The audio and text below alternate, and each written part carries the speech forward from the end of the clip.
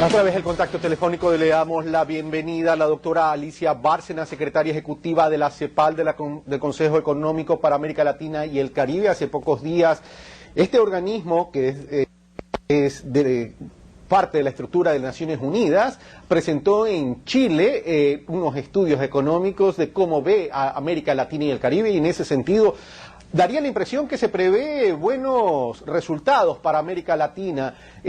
Doctora Bárcena, buenos días, gracias por haber aceptado nuestra invitación a través del contacto telefónico. Buenos días, ¿cómo está usted? Me da muchísimo gusto saludarlos y encantada de estar con ustedes en su programa. Gracias, doctora Bárcena. Le decía, los resultados que ustedes presentaron en función del primer trimestre para el Ecuador son resultados tremendamente alentamiento económico, y para la región también se prevé un crecimiento más o menos entre el 5 y el 6%, pero se habla que al año siguiente esto podría disminuir por la crisis europea y por el desacelerado crecimiento en Estados Unidos. En ese sentido, ¿cuál es la evaluación que hace la CEPAL? Sí, cómo no, con muchísimo gusto y gracias por la oportunidad de presentar esto ante ustedes. Bueno, en primer lugar, el crecimiento efectivamente en América Latina mantendrá niveles de recuperación que se iniciaron a la segunda mitad del 2009 y crecerá este año la región 4.7%. Ecuador va a estar por encima de ese promedio y se estima que Ecuador va a estar en un crecimiento este año de 6.4%. Todo esto está relacionado en la región, por supuesto, gracias al impulso de la demanda interna, y desde luego hay una mejor situación en relación a las exportaciones, porque mejoraron sobre todo aquellas que van a Estados Unidos y las que van a China.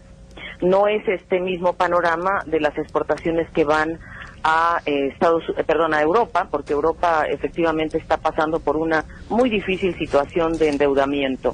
Ahora, para el caso del Ecuador, yo diría que vale la pena mencionar que en Ecuador hay de verdad una situación mucho más alentadora, como usted bien lo ha puesto, en donde, por cierto, ha habido una tasa de crecimiento, va a haber una tasa de crecimiento importante este año, y eso se debe fundamentalmente porque hay una de las cosas más sobresalientes de la economía ecuatoriana es la formación bruta de capital, que tiene el mayor repunte de 14.6%, lo cual es muy alentador porque quiere decir que se está invirtiendo más, lo que indica que puede haber una recuperación económica más sostenible cuando hay un... Y además ha habido una recuperación en los sectores productivos, por supuesto un poco menos quizás en la agricultura y en la refinación de petróleo, pero en otros sectores bastante buen desempeño. Y desde luego, perdón, adelante. No, termine la idea, doctora, por favor. No, la idea es nada más decir que nosotros estamos proyectando para este año un buen desempeño de la región. Para el año 2012, sin embargo, proyectamos una desaceleración de toda la región, y en ese sentido, pues también Ecuador. Sin embargo, en Ecuador la desaceleración va a ser menor que en otros países, y todo esto igualmente relacionado con la situación internacional. Ahora, varias preguntas. Cuando usted dice la formación bruta de capital, no todos nuestros televidentes son economistas, por cierto, y entienden todas estas terminologías. ¿Se refiere, doctora Bárcena, a que en el Ecuador existe un plan de inversión bastante agresivo y que eso es el reactivador de la economía? Me refiero a la inversión pública. Sí, me refiero concretamente, por ejemplo, inversiones en maquinaria, vamos a suponer. Ese es uno de los temas que vemos nosotros que ha crecido a un ritmo. Esta inversión en maquinaria pues está orientada sin duda a los sectores productivos, y en ese sentido vemos que las empresas estatales aumentaron, por ejemplo, un 7% su producción.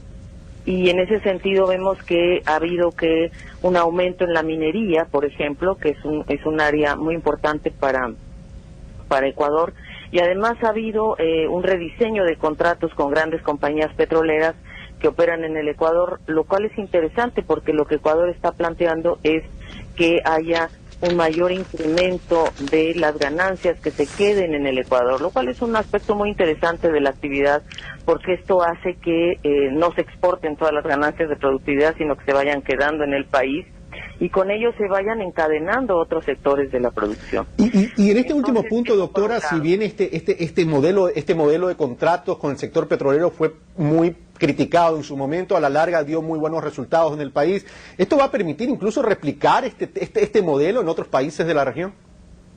Pues claro, a nosotros sí nos interesa mucho ver cómo se rediseñaron estos contratos, porque en realidad uno de los temas que la CEPAL ha venido apoyando y realmente recomendando hasta cierto punto es que haya realmente, si nosotros vamos a primarizar o se está reprimarizando nuestras economías porque tenemos una abundancia en recursos naturales en un buen momento de demanda en China, bueno, por lo menos tenemos sí que renegociar este tipo de contratos con empresas que vienen a extraer nuestros recursos naturales para que se queden desde luego mayores ganancias en los países que generan estos recursos y que se puedan invertir en otros rubros y que haya un encadenamiento con otros sectores. Yo creo que eso es muy importante y ayer precisamente yo conversaba con la ministra de Ecuador, que está encargada de las exportaciones y de la inversión extranjera directa, y estábamos hablando de cómo Ecuador a través de Expo Ecuador está tratando realmente de proyectar, yo diría, una economía de mercado, pero una economía de mercado que por otra parte también garantiza algunos rubros sociales. Fíjese, por ejemplo, el desempleo, para ponerle un ejemplo concreto, en el Ecuador disminuyó de 8.5 en el 2009 a 7.6 en 2010 y lo más probable es que en 2011 llegue a 7%. Es decir, para usted, doctora Bárcena, ya existiría una tendencia disminuyendo el desempleo, ergo la pobreza. Claro, la pobreza, y por otra razón además, que va a ser positivo, sobre todo para las familias pobres, porque la inflación en el Ecuador, por las razones que todos conocemos, es relativamente baja, y entonces eso beneficia sobre todo a los hogares más pobres. Pero el otro gran tema que vale la pena señalar es que el salario mínimo real del Ecuador en 2010 se incrementó 6.7%, casi 2 veces más que en 2009. Y además se acordó que el salario mínimo en el 2011 va a tener un incremento de 10%. Okay. Entonces, esto en realidad es lo que yo creo que son buenas noticias para los ecuatorianos. Definitivamente, visto así, son muy buenas noticias. Ahora, el tema pasa de que este crecimiento económico que estamos viendo sea sostenible en el tiempo y que venga acompañado con desarrollo social. Si se incrementa el empleo pleno y el universo de población económicamente activo, evidentemente es importante, pero ahora viene otro elemento de la economía y de la política social que es importante que analicemos, el acceso a oportunidades, es decir, acceso a educación, acceso a salud. ¿Cómo ve la CEPAL al Ecuador en ese sentido? Bueno, creo que hay una política de fiscal muy importante.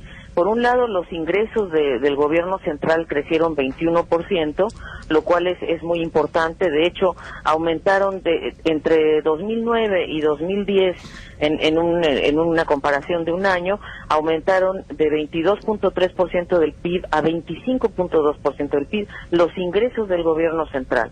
Y esto entonces le da espacio al gobierno, la verdad, para que pueda orientar más gasto a estos rubros que estamos conversando. Creo que uno de los temas en donde veo con mucho optimismo la inversión estatal o la inversión del gasto es precisamente en el rubro de innovación tecnológica. Tengo la impresión de que hay una decisión muy importante de realmente invertir fuertemente en invertir, no gastar, invertir en recursos humanos e invertir en la promoción de la innovación, sobre todo en aquellos sectores que son muy importantes. El gasto del sector público, es realmente uno de los dinamizadores de la economía en años recientes y creo que eso puede ser muy importante. Creo que el Ecuador tiene una decisión muy seria de invertir en el Instituto Ecuatoriano de Seguridad Social, de invertir en la gente y de invertir en la innovación tecnológica. O sea, nos ven desde afuera con buenos ojos. 2 puntos ya para terminar, doctora Bárcena. El uno tiene que ver con la estrategia y la política de endeudamiento del Estado ecuatoriano. Se ha criticado mucho de la renegociación, la forma como el Estado ecuatoriano reestructuró su deuda pública y ahora se critica mucho que esta deuda ha ido increciendo y que estamos dependiendo fundamentalmente de China por los altos costos financieros. En ese sentido, ¿cómo ve la CEPAL la estrategia de endeudamiento del Ecuador? Bueno, nosotros tenemos muy claro que obviamente los problemas de financiamiento y los bajos niveles de la cuenta única del Tesoro del Banco Central, la verdad es que se lograron superar gracias a los créditos que obtuvo el Ecuador de 1.755 millones de dólares de la Corporación Andina de Fomento y del Banco de Desarrollo Chino. Ahora, con estos créditos, la deuda externa de Ecuador era de 7.390 millones de dólares a finales del 2009 y se incrementó a 8.500 millones de dólares. Estamos hablando, la verdad, que se incrementó de un 14.2% del PIB a un 15% del PIB. La verdad está muy por debajo del promedio de América Latina. El promedio de América Latina es 30% del PIB. El Ecuador está a la mitad del endeudamiento, así es de que, y lo está haciendo por las razones correctas, es decir, lo está haciendo precisamente para invertir en la inversión que le decía yo. Imagínense si el país está endeudado en 15%, pero su inversión, la formación bruta de capital fijo, crece al 14.6%, pues estamos hablando de que es verdad que hay un endeudamiento, pero sí tengo la impresión de que es para orientar este financiamiento a los sectores productivos. Imagínense que el PIB manufacturero, que representa el 14% del total de la actividad productiva en el Ecuador, se expandió 6.7% por el aumento de la demanda de bienes, y el sector de la construcción se incrementó 6.4%. Entonces, estamos hablando de una economía que está creciendo, donde el Estado, yo tengo la impresión, está mirando dónde puede traer mayores recursos frescos para reactivar estos sectores. Doctor. Y no para ralentizar el crecimiento, por el contrario, para dinamizar el crecimiento. Que, por cierto, le digo, en Europa van en el sentido contrario. Están contrayendo la economía, contrayendo el gasto, y la verdad es que ahí es donde vemos un panorama muy sombrío para algunos países de Europa. Ya tendremos más tiempo para conversar, doctora, la comprometo en una próxima entrevista. Lamentablemente el tiempo acá se me terminó. Un fuerte abrazo y gracias por su gentileza de haber aceptado nuestra llamada. Muy amable, mucho gusto. Que le vaya muy bien. Gracias. Bueno, nosotros hemos terminado por el día de hoy. Mil disculpas a María Caridad Dávalos y Ámbar de Pérez, que seguramente deben estar hablándome en las orejas por haberme excedido en el tiempo, pero esta era una entrevista tremendamente importante a través del contacto telefónico y a veces nos corremos de lo programado. Un fuerte abrazo. Hasta el día de mañana.